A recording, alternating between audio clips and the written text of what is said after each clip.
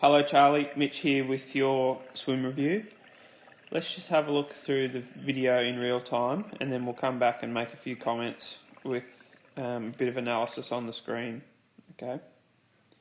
It's a real pleasure to work with you today, and I really enjoyed your energy towards swimming. So I think you've got a lot of years ahead of you in the squad, and I think you're going to love every one of them. So stick with it, and I think you've got some good fast times ahead of you.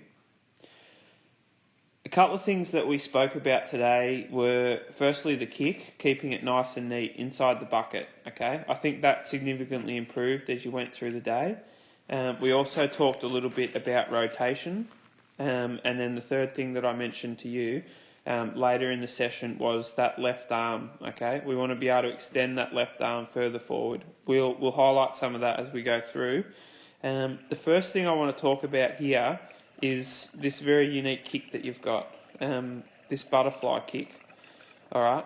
Now, I think one thing that happens is as you're doing this butterfly kick, I think there's actually been some elite swimmers in the past that have employed this tactic, but I don't think you're quite ready for it just yet. What's happening is as you kick down and you're rotating, it's very difficult for you to control that, and that's throwing you off balance. Okay.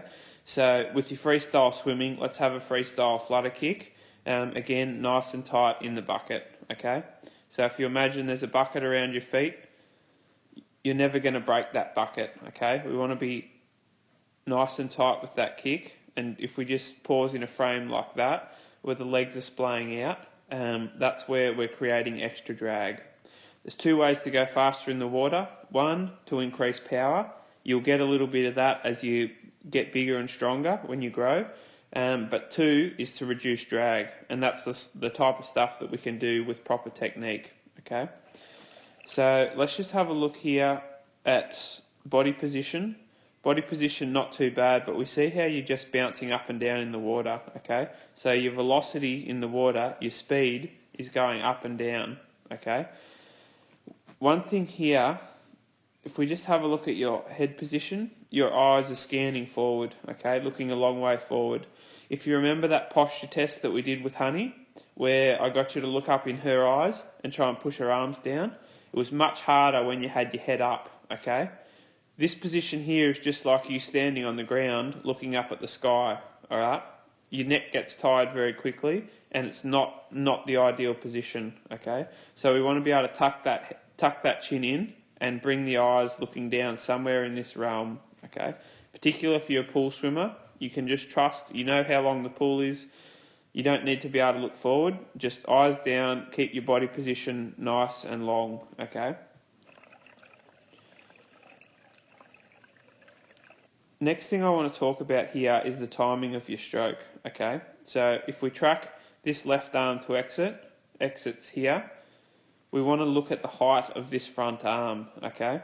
So in this position here, I'd still like to see this front arm staying up a little bit higher, which allows you to recover this arm over the top, and like that pause and enter drill that we did, we want to keep that front arm out there for balance and support, while this one recovers over the top.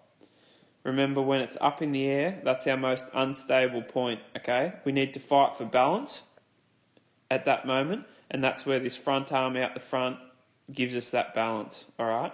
So what we want to be able to do from there is as that left arm comes over the top and recovers, we want to be able to transfer the weight onto the other side, okay? So I think you've got some natural skill there, but I think the timing's just out of fraction, okay? So from that moment, we want to set up, we want to create that high elbow catch, which is exactly what you're trying to do here, all right? So balance over the barrel, that looks really good, and then pressing back down the line of the body, okay? That looks good, that catch on that side. And now this is this left arm that we've spoken about. See how close that comes in next to your head? Very steep. Rather than you entering here next to your head, again, I'd like to see you try and steal 5 centimetres every time. Try and throw that left arm over the top, so you enter here, and then straight away it's going to stretch you out, okay? Stretch you out, it'll make the bottom end longer. And then we'll get much more power on the stroke, okay? So again, just if we look at the timing, this arm comes out of the water. We want to see this arm up a little bit higher, okay? So because you're coming in so steep, you're collapsing that front arm straight away. And then as we lift up with that right arm, we've already lost our support out the front there, okay? So you're collapsing over that left shoulder, and the paddle doesn't have the same amount of power on it, okay? And then as we switch, yeah, again, just very steep on that left arm, okay? So let's tighten up the kick, tighten up the hip rotation, and throw that left arm a little bit further, okay? Let's roll through.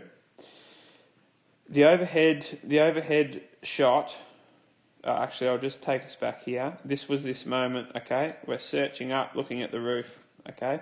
Looking up at the roof. Again, I mentioned the clock today, trying to take your breath from 10 o'clock to 2 o'clock, all right? Keeping your focus, your vision under the line of the water the whole way down, okay? Now, let's just have a look at what the breath does, okay? Particularly this frame here. We go to take a breath there on the right side and have a look at the feet and the hips sway out the side, okay? This frame here, anything outside those tram tracks is extra drag. We've got extra drag out here. And the eyes are looking up, so we've lost our power, okay? Swimming, we want to be on the tram lines. Always axis to axis, long from the fingertips to the toes on both sides, okay? As we're rotating, we're just transferring that weight through from side to side. We just see left arm and a little bit with the right arm too crossing over, and then from that crossover, the catch slips out wide, and then we collapse over that left shoulder, okay? So that's something you can work on and tidy up.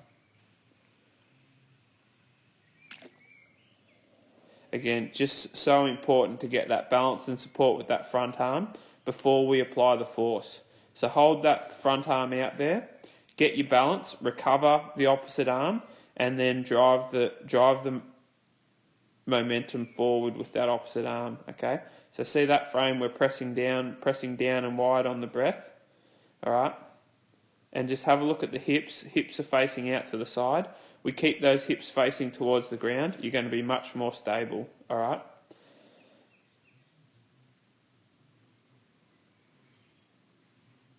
So again, I think some of the elements of your swim stroke are really nice and tidy, particularly that high elbow catch. That's something that a lot of swimmers really struggle to grasp, and you've already got it there, okay? So that's a huge asset for you. I think let's tidy up a couple of things with the kick and the alignment, and you'll notice very quickly how much easier swimming can be, okay? So stay with it, all the best. Listen to your dad, listen to your coaches, and I'll look forward to seeing you again soon. Thanks, Charlie.